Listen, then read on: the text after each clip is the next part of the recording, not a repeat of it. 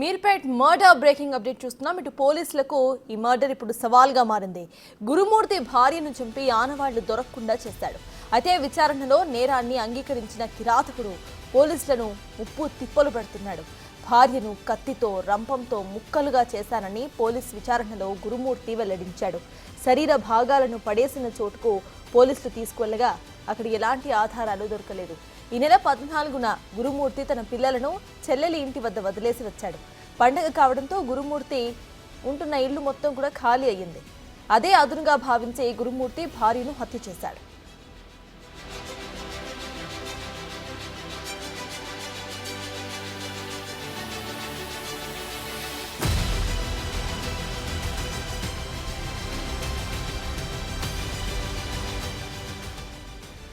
Meerpet murder ఇప్పుడు పోలీసులకు సవాల్గా మారింది.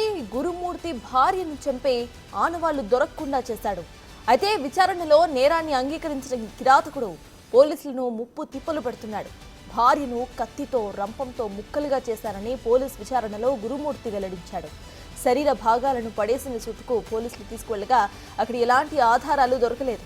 ఈ నెల 14న గురుమూర్తి తన పిల్లలను చెల్లెలి ఇంటికి వదిలేసి వచ్చాడు. అయితే పండుగ కావడంతో గురుమూర్తి ఉంటున్న బిల్డింగ్ మొత్తం కూడా ఖాళీ అయ్యింది. అదే అదునుగా భావించి గురుమూర్తి తన భార్యను హత్య చేశాడు.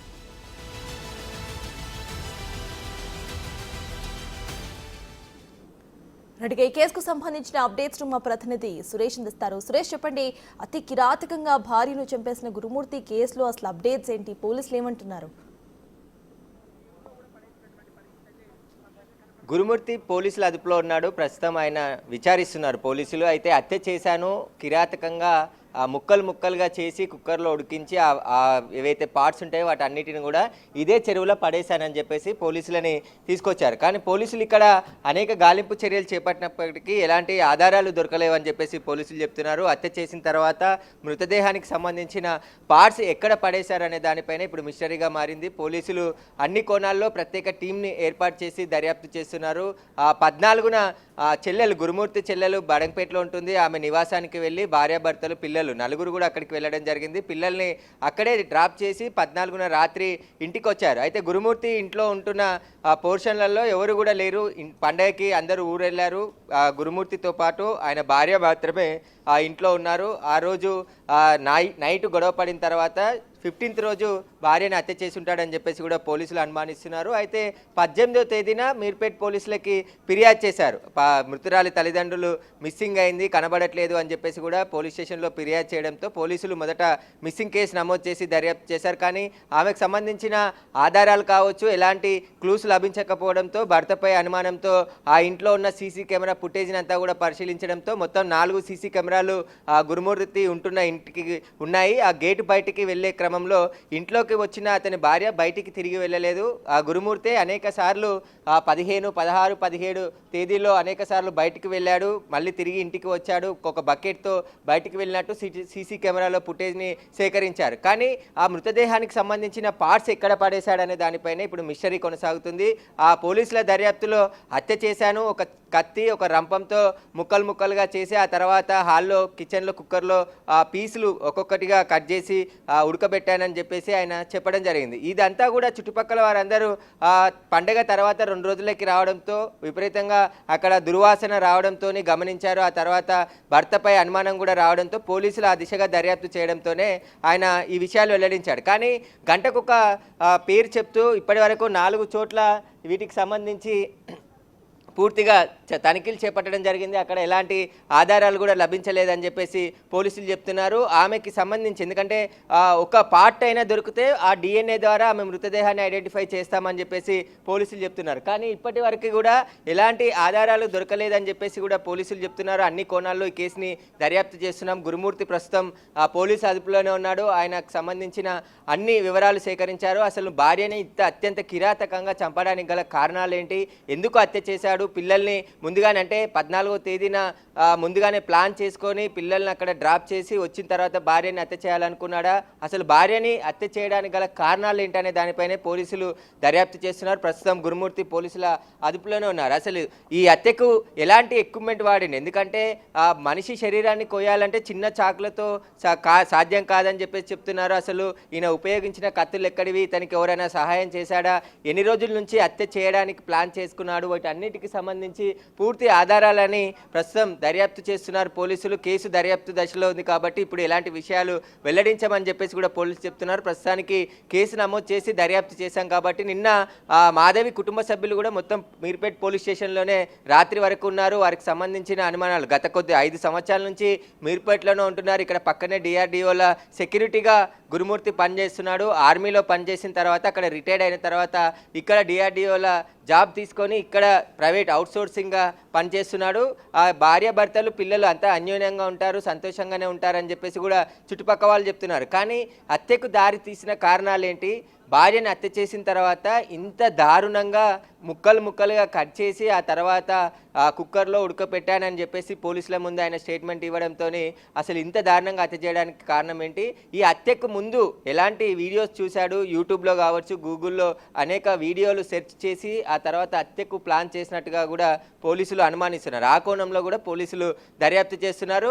ఇప్పటికే ఆ గురుమూర్తికి సంబంధించిన సెల్ ఫోన్ను కూడా స్వాధీనం చేసుకున్నారు పోలీసులు. ఆయన సెల్ ఫోన్లో ఎవరెవరితో మాట్లాడాడు, 10 రోజుల నుంచి ఎక్కడెక్కడికి వెళ్ళాడు, వాటికి సంబంధించిన ఆధారాలన్నీ టెక్నికల్ ఆధారాలతో పాటు క్లూస్ టీం కూడా అనేక ఆధారాలు సేకరించినప్పటికీ కూడా మృతదేహానికి సంబంధించిన క్లూ ఒక్కటి కూడా ఇప్పటివరకు పోలీసులకి లభించలేదని చెప్తున్నారు. వాటికి సంబంధించి అనేక ప్లేసులు ఆయన వెళ్ళిన సీసీ ఫుటేజ్తో పాటు ఎక్కడెక్కడ తిరిగాడనే దానిపైన పూర్తిగా దర్యాప్తు చేస్తున్నారు. ప్రస్తుతం పోలీసు అదుపులోనే గురుమూర్తి ఉన్నాడు. అయితే చుట్టుపక్కల వాళ్ళు కూడా ఇక్కడ ఖాళీ చేసి వెళ్ళిపోయారు. ఈ ఘటన తర్వాత భయాందోళనకు గురైపోయారు. ఒకసారిగా భార్యని ఇంత కిరాతకంగా చంపాడని చెప్పేసి వీరి పక్క పోర్షన్లో ఉండేవాళ్ళు కూడా రాత్రికి రాత్రే ఇల్లు ఖాళీ చేసి వెళ్ళిపోవడం జరిగింది. ఇంటి ఓనర్స్ మాత్రమే ఆ ఇంట్లో ఉన్నారు. ఇంకా కింద పోర్షన్లో 4 ఫ్యామిలీస్ ఉంటాయి.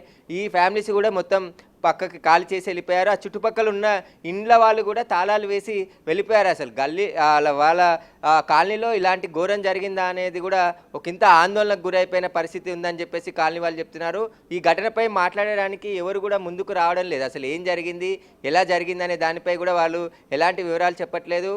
పండగ రోజే ఈ ఘటన జరిగి ఉంటుంది. ఎందుకంటే 15, 16వ తేదీన 15న హత్య చేసిన తర్వాత 16, 17 వరకు కూడా ఈ కట్ చేసిన ముక్కలన్నిటిని కూడా వివిధ ప్రాంతాల్లో పడేసి వచ్చి ఉంటాడని చెప్పేసి కూడా పోలీసులు అనుమానిస్తున్నారు. ఎందుకంటే ఆయన ఇంటి నుంచి బయటికి వెళ్ళిన సీసీ ఫుటేజ్ని అనేక కోణాల్లో దర్యాప్తు చేస్తున్నారు. దాదాపు 20 నుంచి 30 సార్లు ఇంటి నుంచి బయటికి వెళ్ళినట్టు సీసీ ఫుటేజ్లో నమోదైంది. ఆ సీసీ ఫుటేజ్కి సంబంధించిన DVRను కూడా పోలీసులు స్వాధీనం చేసుకున్నారు. మనం చూస్తున్నటువంటి జిల్లాలు కూడా చెరువు, ఈ చెరువులోనే దాదాపు 2-3 సార్లు ఇక్కడికి వచ్చి ఒక బకెట్ తీసుకొచ్చి ఆ బకెట్ ద్వారా చెరువులో పడేశానని చెప్పేసి ఆయన చెప్తున్నాడు. కానీ ఎక్కడ పడేశాడు, చెరువుకు కూడా సీసీ కెమెరాలు ఉన్నాయి, చుట్టూ వాకింగ్ ట్రాక్ ఉంది. ఇక్కడ నిత్యం ఉదయం ఎంతో మంది వాకింగ్ చేస్తుంటారు. కానీ రాత్రి సమయంలో వచ్చి ఈ ఏవైతే పార్ట్స్ ఉన్నాయో వాటన్నిటిని కూడా ఇక్కడ పడేసినట్టుగా పోలీసుల విచారణలో గురుమూర్తి చెప్తున్నాడు. కాబట్టి వాటికి సంబంధించి ఏదైనా ఆధారం దొరికితే ఆమె చనిపోయినట్టుగా నిర్ధారిస్తామని చెప్పేసి కూడా పోలీసులు చెప్తున్నారు.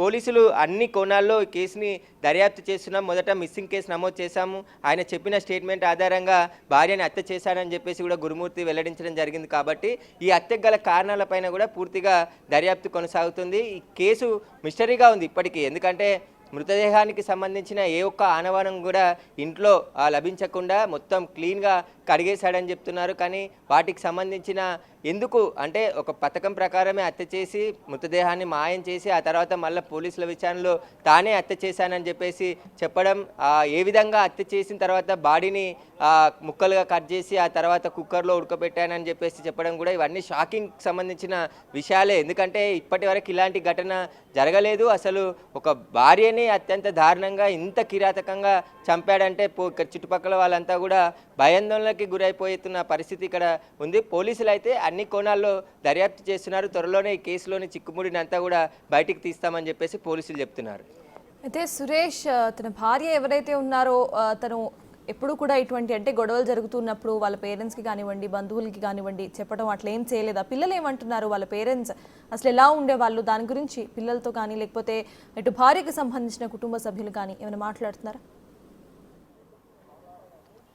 పిల్లలు ప్రస్తుతం అమ్మమ్మ వాళ్ళ ఇంటి దగ్గర ఉన్నారు. ఎందుకంటే మాధవి తల్లిదండ్రులు ఆమె కనిపించట్లేదు కాబట్టి గురుమూర్తి చెల్లెలు ఇంటి దగ్గర ఉన్న పిల్లల్ని తీసుకెళ్లి అమ్మమ్మ వాళ్ళ ఇంటి దగ్గర ప్రస్తుతం కొడుకు కూతురు కూడా వాళ్ళ దగ్గరే ఉన్నారు. నిన్న పోలీస్ స్టేషన్ కూడా వచ్చినప్పుడు పిల్లలని కూడా పోలీసులు అడిగారు, అసలు ఏం జరిగింది, గతంలో ఏమైనా గొడవలు జరిగాయా తల్లిదండ్రులకి అని చెప్పేసి వారు ఆరా తీస్తే అలాంటిది ఏం లేదు, ఎప్పుడు మంచిగానే ఉండేవాళ్ళం అని చెప్పేసి వాళ్ళు చెప్పినట్టు తెలుస్తుంది. ఎందుకంటే పిల్లల ముందు ఎప్పుడు గొడవ పడేవాళ్ళు కాదు, అన్యోన్యంగానే ఉండేవాళ్ళు. చుట్టుపక్కల వాళ్ళు కూడా వాళ్ళు ఎప్పుడు వాళ్ళు జాబ్కి వెళ్ళేవాడు వచ్చేవాడు తప్ప ఇట్లా గొడవలు జరిగిన ఘటనలు మాకు కూడా తెలియదు అనే చెప్తున్నారు. అసలు హత్యకు గల కారణాలు ఏంటి, దీనికి సంబంధించి మాధవి కుటుంబ సభ్యులను కూడా పోలీసులు ఆరా తీశారు. గతంలో ఏమైనా గొడవలు పడ్డారా, పోలీస్ స్టేషన్లలో ఎక్కడైనా కంప్లైంట్ చేశారా, ఏమైనా అనుమానాలు ఉన్నాయనే దానిపైన కూడా వారిని వివరాలు అడిగితే వారు ఎలాంటి అనుమానాలు లేవు అని చెప్పేసి చెప్పినట్టు తెలుస్తుంది. భార్యను హత్య చేయడానికి గల కారణాలపైన ఇప్పుడు పోలీసులు ఫోకస్ పెట్టడం జరిగింది. ముఖ్యంగా ఆమె బాడీ పార్ట్స్ ఎక్కడ పడేశారు, ఒక బోన్ కానీ దొరికినా DNA టెస్ట్ ద్వారా ఆమె మృతి చెందిందని చెప్పేసి నిర్ధారిస్తామని చెప్పి పోలీసులు చెప్తున్నారు. ఆమె మృతదేహానికి సంబంధించిన ఒక్క పీస్ కానీ ఒక ఆధారం కానీ లేకుండా పూర్తిగా మాయం చేశాడు గురుమూర్తి అని చెప్పేసి కూడా పోలీసులు చెప్తున్నారు. కాబట్టి ఆమె మృతదేహానికి సంబంధించిన ఏదైనా ఒక ఆధారం దొరికితే తప్ప ఈ కేసులో చిక్కుముడి వీడే పరిస్థితి లేదు. ఖచ్చితంగా ఆయన హత్య చేసిన తర్వాత భార్యని విడిభాగాలన్నీ ఎక్కడ పడేసాడు అనేది ఇప్పుడు మిస్టరీగా ఉంది. ఈ చెరువు ప్రాంతంలోనే 4 చోట్ల ఆయన చూపించాడు, ఇక్కడ పడేశానని చెప్పేసి ఆ ప్లేస్కి తీసుకెళ్తే అక్కడ గాలింపు చర్యలు చేపట్టినా అక్కడ ఎలాంటి ఆధారాలు దొరకలేదని చెప్పేసి పోలీసులు చెప్తున్నారు. సీసీ ఫుటేజ్లోనే అనేక ఆధారాలు ఉన్నాయి, ఆ ఆధారాలతోనే పోలీసులు కేసు దర్యాప్తు చేస్తున్నారు. అతను ఇంటి నుంచి బయటికి వచ్చింది, బయట నుండి ఇక్కడ ఈ చెరువు దగ్గరికి వచ్చిన సీసీ ఫుటేజ్ని కూడా పోలీసులు స్వాధీనం చేసుకున్నారు. వీరికి గతంలో ఏమైనా గొడవలు ఉన్నాయా, ఆ గొడవలు దేనికి జరిగాయి, కారణాలు ఏంటి, వాటన్నిటికీ సంబంధించి పూర్తి దర్యాప్తు పోలీసులు చేస్తున్నారు. ప్రస్తుతం ఇన్వెస్టిగేషన్ చేస్తున్నామని చెప్పి చెప్తున్నారు. దర్యాప్తు దశలో ఉంది కాబట్టి దర్యాప్తు పూర్తి అయితేనే అన్ని విషయాలు ఈ కేసులో తెలుస్తాయని చెప్పేసి ఒకవైపు పోలీసులు చెప్తున్నారు. మీర్పేట్ పోలీసులు కూడా 18వ తేదీన మిస్సింగ్ కేసు నమోదు చేశారు. 2 రోజుల పాటు గాలించారు ఆమె కోసం, ఎక్కడికి వెళ్ళింది అంటే భార్యాభర్తలు సాధారణంగా గొడవ పడినప్పుడు ఇంట్లో నుంచి వెళ్తూ ఉంటారు వస్తుంటారు, కానీ ఈమె 2 రోజులైనా కనిపించట్లేదు, అటు తల్లి వాళ్ళ ఇంటికి వెళ్ళలేదు, బంధువుల ఇంటికి వెళ్ళలేదు. కాబట్టి ఎక్కడికి వెళ్ళిందనే పోలీసులు పూర్తిగా లోతైన దర్యాప్తు చేయడంతోనే ఈ విషయాలన్నీ బయటపడ్డాయి. ముఖ్యంగా ఇలా ఇంటి వద్ద ఉన్న సీసీ కెమెరా ఫుటేజ్ని పరిశీలించడంతో గట్టిగా గురుమూర్తిని పోలీసులు ప్రశ్నించడంతో తానే హత్య చేసినట్టుగా పోలీసుల ముందు ఆయన ఒప్పుకున్నాడు. కాబట్టి ఆ ఒప్పుకున్నది కూడా గంటకొక విషయం చెప్తూ పోలీసుల విచారణ కూడా పక్కదోవ పట్టించే విధంగా ఆయన ప్రయత్నిస్తున్నట్టు తెలుస్తుంది. ఈ కేసు నుంచి తప్పించుకునే ప్రయత్నాలు గురుమూర్తి చేస్తున్నట్టు కూడా స్పష్టంగా అర్థమవుతుంది. అందుకే పోలీసుల విచారణని ఆయన పక్కదోవ పట్టిస్తున్నాడు. ఆ మృతదేహానికి సంబంధించిన పార్ట్స్ ఎక్కడ పడేశారనే దానిపై ఇంకా పోలీసులు అయితే గుర్తించలేదని చెప్తున్నారు. కేసు దర్యాప్తు దశలో ఉంది, దర్యాప్తులో అన్ని విషయాలు కూడా బయటికి వచ్చే అవకాశం ఉందని చెప్పి పోలీసులు చెప్తున్నారు. Right, thank you Suresh. ఇక మీర్పేట్ మర్డర్ కేసు ఇప్పుడు పోలీసులకు పెద్ద సవాలుగా మారింది. గురుమూర్తి తన భార్యను చంపేసి అసలు ఆనవాళ్లే దొరకకుండా చేశాడు, ఎక్కడ పడేశాడు తన బాడీ పార్ట్స్ని అనేది ఒక్కొక్కసారి ఒక్కొక్క మాట చెప్తున్నట్టుగా తెలుస్తోంది. అయితే ఈ కేసు ప్రస్తుతం విచారణ దశలోనే ఉంది. మరిన్ని డీటెయిల్స్ విచారణ అనంతరం కూడా మనకి తెలుసు.